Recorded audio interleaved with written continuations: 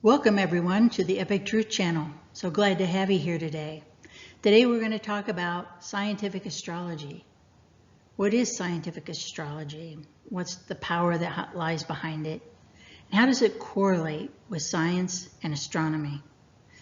We're going to do that by looking at the United States natal chart, that's birth chart, and look and see what factors are in it that lie within it that you can only discover with scientific astrology. You'll be quite amazed at what we find here. So let's get started. So what is scientific astrology? Well, it's scientific, it's mathematical, it's metaphysical, it's based on the laws of the universe, the placement of the stars, celestial objects in outer space. It uses the same zodiac that science uses. That's probably the most important point right here. It uses the same zodiac system that science uses. So it uses a sidereal system. It uses the actual length of the signs, the IAU constellational boundaries. It includes all 13 signs in the zodiac belt. It includes all discovered planets and uses the scientific method to produce and track forecasts. We're going to talk about each one of these elements I just mentioned in detail in this presentation. So it uses a sidereal zodiac, and what that means is that it takes into account the precession of the equinox. And that precession is about 24 degrees approximately right now. It changes over time. It changes because the tilt of the Earth is slightly moving back and forth over time. And so you have to take that into account in the placement of constellations in the zodiac belt. So that's one of the main differences between tropical and sidereal astrology, is that tropical is a fixed system based on the seasons, and the sidereal system is takes into account precession based on the stars, actual placement of the stars. So when we look at that right now, at the vernal equinox or the spring equinox, most people know it by, the sun is at about 6.5 degrees Pisces sidereally. Whereas in tropical astrology, you would say it's at 0 degrees Aries. So that's a big difference. That's almost a whole sign difference between the two systems. So that's one of the major aspects of using a sidereal zodiac. Scientific astrology uses the actual length of constellations. So that is also very different from both tropical and Vedic astrology, in that they use a 30-degree per sign zodiac. So all the signs are equal in length. And in scientific astrology, you're using the actual length of the constellation as defined by the International Astronomical Union, known as the IAU. And it's a huge difference. So, for example, the longest sign is Virgo, and it's about 44 degrees. And Scorpio's the shortest. It's just under 7 degrees. And the other signs vary between those two extremes. But you can see that's a big difference right there, rather than just saying, well, each sign is 30 degrees of the sky. So, huge difference. Scientific astrology also uses all 13 signs, 13 constellations within the zodiac belt. So the 13th sign is Ophiuchus, that you don't see normally used within the traditional 12 signs used in traditional astrology. And so this also agrees with science. Science acknowledges 13 signs in the zodiac belt. Again, it's IAU, constellational boundaries that are used. So they correlate with each other completely. And so, for example, if you have a sun sign between November 29th and December 18th, depending on the time of day and the transition at the very ends of that. You're an Ophiuchus, and so it's up a lot of what some people would have been called a Scorpio, and the very beginning degrees, just a little bit of the beginning of Sagittarius. So, for example, in Vedic astrology, I'm a Sagittarius. In tropical astrology, I'm a Sagittarius. But when you consider the 13th sign, I'm an Ophiuchus. So I have a sun right at the beginning of Sagittarius that falls actually within Ophiuchus. So that's an example of how that would be applied. So scientific astrology takes the 13th sign into account. So let's talk for a minute, just a little bit about, okay, so what is Ophiuchus? Since probably most people have never heard of this before, or don't really understand, okay, so what are some of the traits and characteristics of this sign then?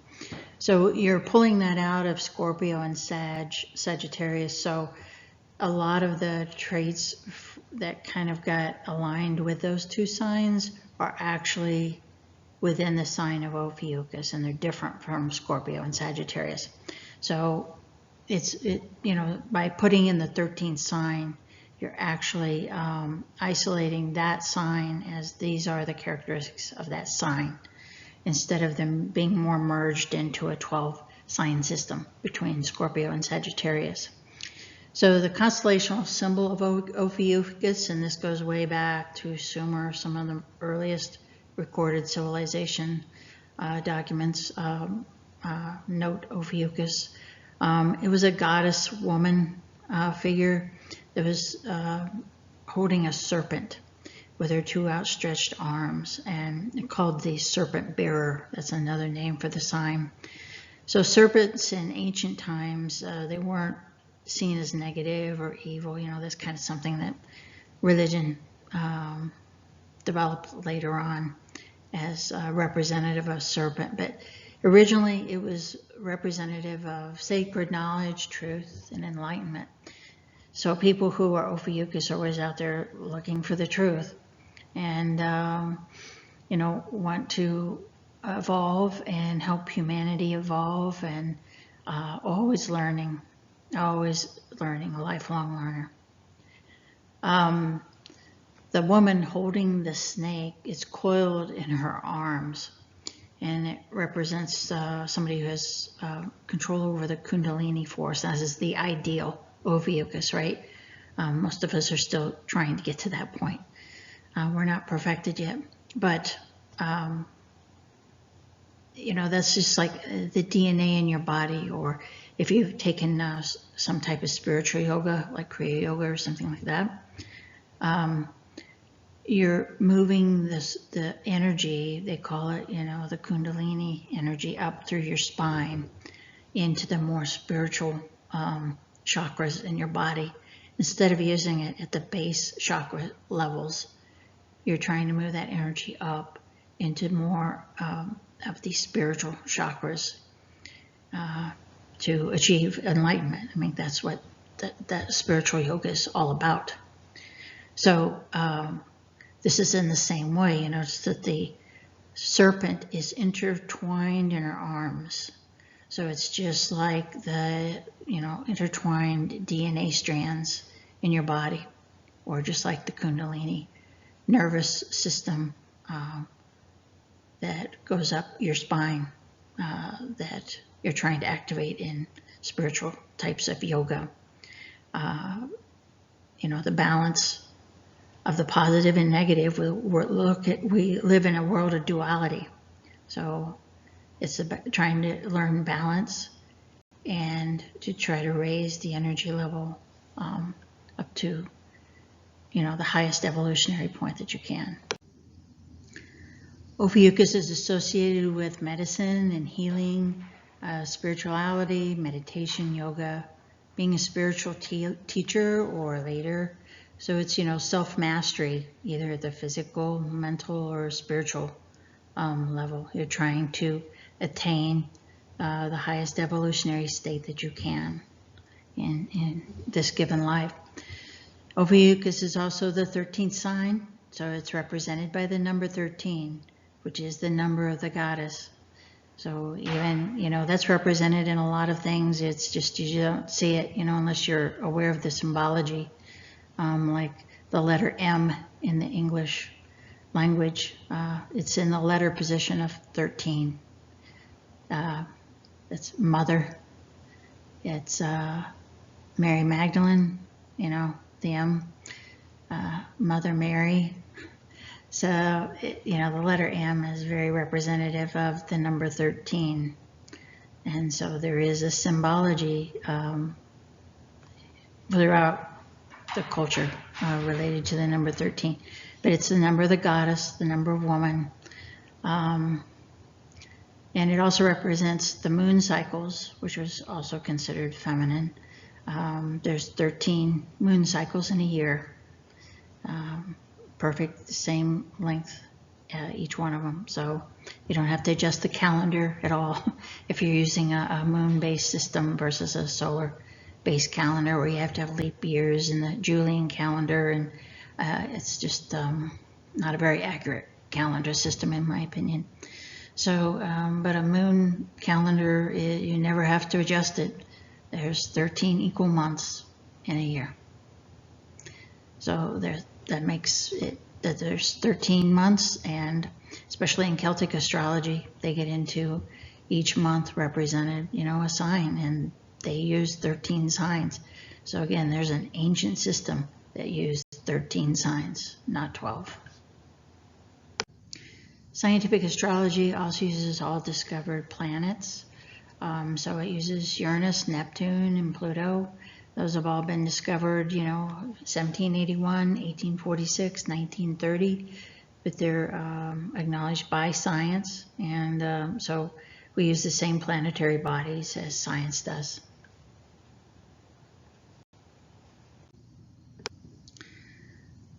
Scientific astrology, it's also metaphysical. As science moves on, it becomes, it incorporates elements of metaphysics as well, things such as string theory and quantum mechanics. When you really dive into them, there's a very spiritual component to the science that's presented as well. And it's all the structure of the universe. It's all interconnected, which string theory goes into that a lot. You and everything else in a birth chart, you're emanations of the central creating force.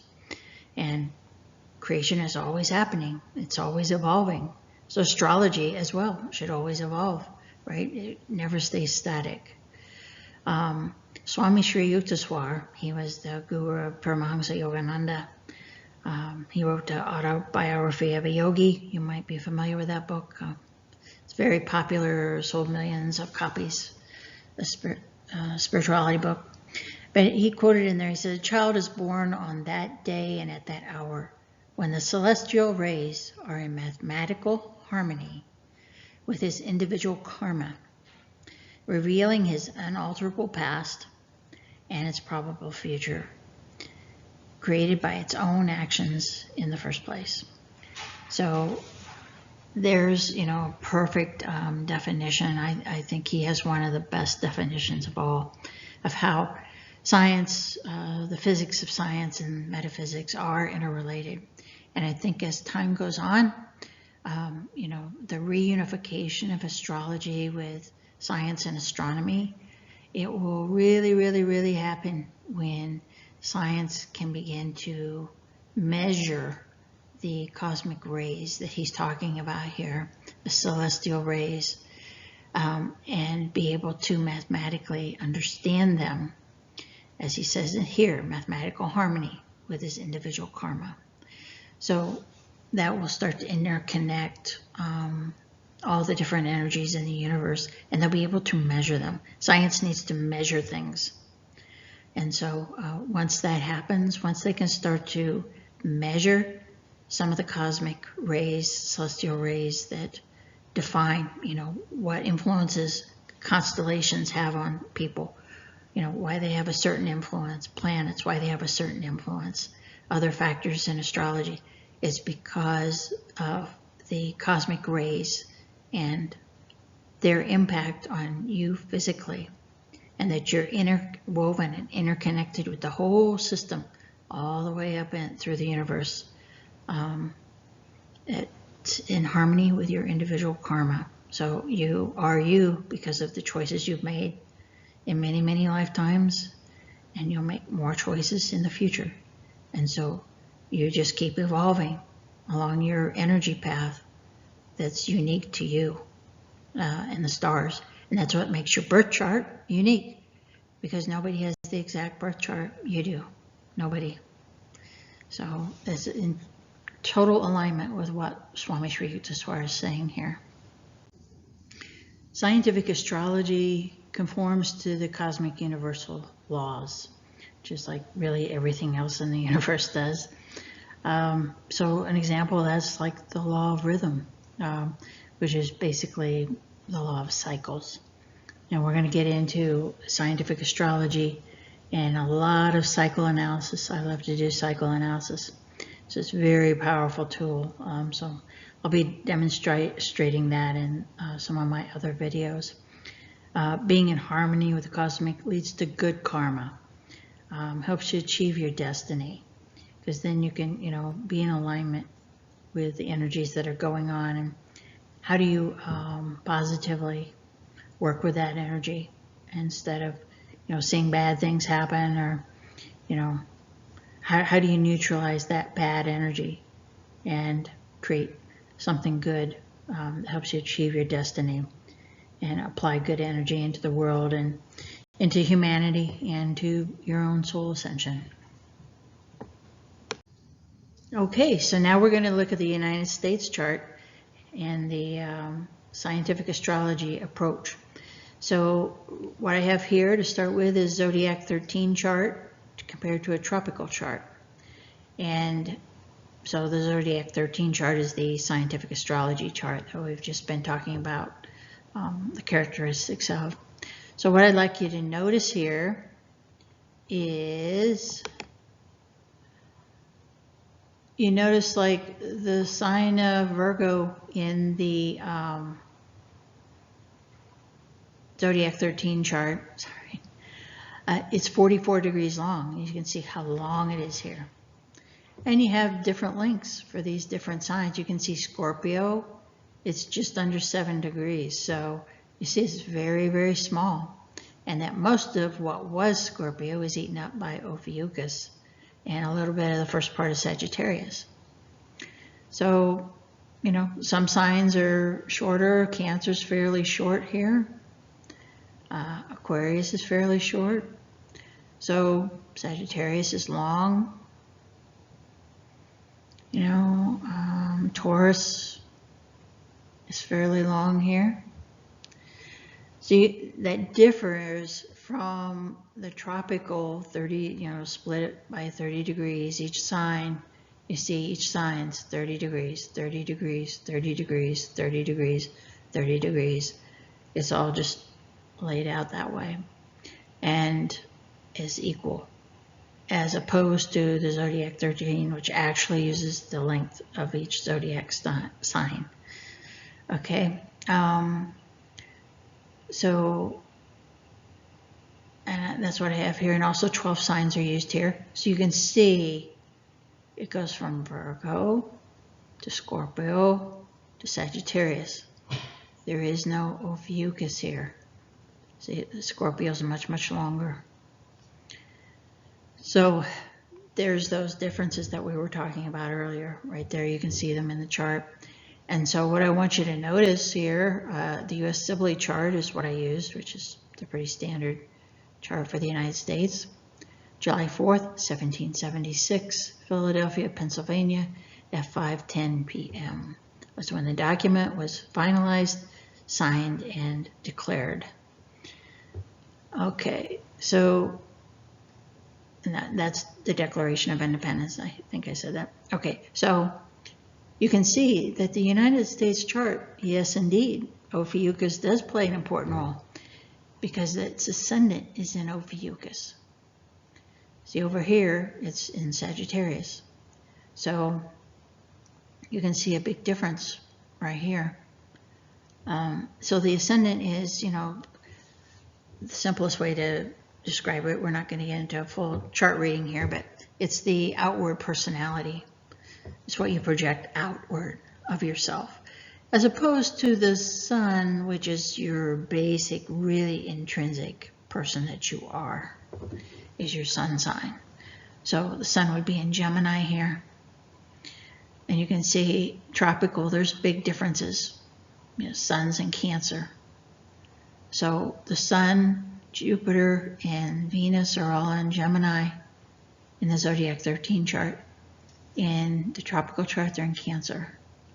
So big differences, And some things are in the same sign, but the degrees are going to change. You can see this is 27 degrees and 1 degree Capricorn. So there's big differences. But the main thing I wanted to point out here was that the ascendant of the United States is in Ophiuchus, and we're going to come back to that in a minute. That's a big difference. Okay, so now we're going to look at the Zodiac 13 chart, the same chart we used in the last slide right here. And we're going to compare that with the Vedic chart. And we're going to use the Lahiri zodiac system. That's a Vedic Eastern system. It's sidereal. So you'll see a lot more agreement between the two charts because of that.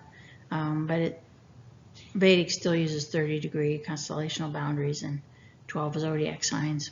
So you see, like here, you have Scorpio and you have Sagittarius. Here you have Scorpio, Ophiuchus, Sagittarius. The constellations are different lengths. Constellations here are 30 degrees, each one of them, the same length. So that's what's creating, the majority of the difference here. So you can see, like in the Vedic chart, the ascendant's in Scorpio. The sun, sorry about the dog, the sun, Jupiter and Venus and Mars are in Gemini. Over here, the sun, Jupiter, and Venus are in Gemini, but Mars is in Taurus. So you can see it's just, there's some slight differences, but overall there's a lot more agreement because they're both sidereal systems. That's why. So they have that in common. Okay, so that's what I wanted to basically show you on that. So going back to the Zodiac 13 chart with the Ophiuchus ascendant, what does that really mean? We said that was the projected outward personality. So that's the outward personality of the country, the United States. Get it out there. So let's take a look at the Declaration of Independence, right? Written on July 4th, 1776. So some of the wording, you can really see the Ophiuchus energy come out in that. So I highlighted some of the areas. To assume among the powers of the earth the separate and equal station to which the laws of nature and nature's God entitle them. I mean, it's very, talks about the laws of the universe, the laws of, here they're using the words God and nature. You may have other terms you're more comfortable with, but, it's basically saying universal law, which we talked about, scientific astrology is in accordance with universal law. We hold these truths to be self-evident, that all men are created equal, that they are endowed by their Creator with certain unalienable rights, that among these are life, liberty, and the pursuit of happiness. So we talked about earlier, some of the traits of Ophiuchus, all men are created equal, the betterment of humanity. They're really concerned about the truth, helping others and yourself achieve positive evolution, continuous learners, always learning. So, you see keywords here. We hold these truths to be self-evident. All men are created equal. endowed by their creator with certain unalienable rights. So, it's like the law of cosmic will, free will. That's demonstrated here, that among them are life, liberty, and the pursuit of happiness, free will. Whenever any form of government becomes destructive of those ends, it is the right of the people to author or to abolish it and to institute new government. So there again, looking forward, to the best evolutionary purpose of humanity. And so that's very representative of the sign of Ophiuchus. The language, what I'm trying to bring out here is the language in the Declaration of Independence, written on that day, really reflects that outward personality of Ophiuchus, because this kind of language is exactly representative of the sign of Ophiuchus. Okay, and then to finish this, just a few more terms. So the Declaration of Independence, it has a whole list of complaints to the King of England, who was in charge. England was in charge of the colonies in the United States until it became a separate country. So a prince whose character is thus marked by every act which may define a tyrant is unfit to be the ruler of a free people. So there again, it's very, get to the bottom of, here's what our complaints are. We tried talking to you. You don't listen to us. You think, we don't have any power to fight back. Well, now this has brought us to this point. And so they're very concerned about, the things are done right and with dignity, and people's free will is respected, and, trying to do the best they can for the country at that time. Appealing to the supreme judge of the world.